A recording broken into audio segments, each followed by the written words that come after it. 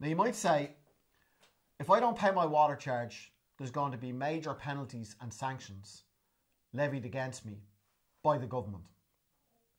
Well, you're right not to trust the government, but there's actually not major penalties or major sanctions.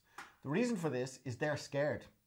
The huge demonstrations that we had last year has put the fear of God into them in the run-up to the general election. So there are penalties and there are sanctions, but actually they're not particularly strong. Let's have a look at it. You don't pay your water charge? Can they cut your water off? Legally, they cannot do it. You don't pay your water charge? Can they reduce the flow of water? Well, the minister stood up in the Dáil and said that that wasn't going to happen.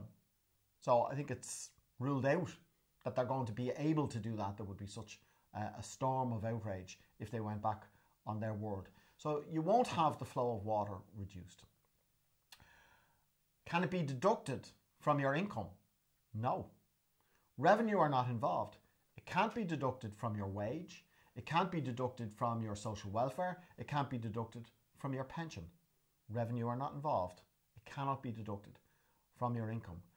And here's an interesting one, and one that not everybody knows about at this stage, and it's an important one for people to understand, and please help us spread the word on this. There are no financial penalties for not paying the water charge for over a year. If you don't pay your first bill, there's no financial penalties.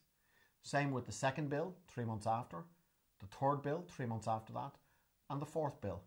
It's only on the fifth bill, which is April 2016, and actually starts April 2016, you don't get the bill until July of that year, that penalties apply. And what's the penalty? It's €60 for a multi-person household, it's €30 for a single person household. So there are penalties, they're not the strongest penalties in the history of the world, and they don't kick in for over a year until after the next general election. So we think it's worth risking it.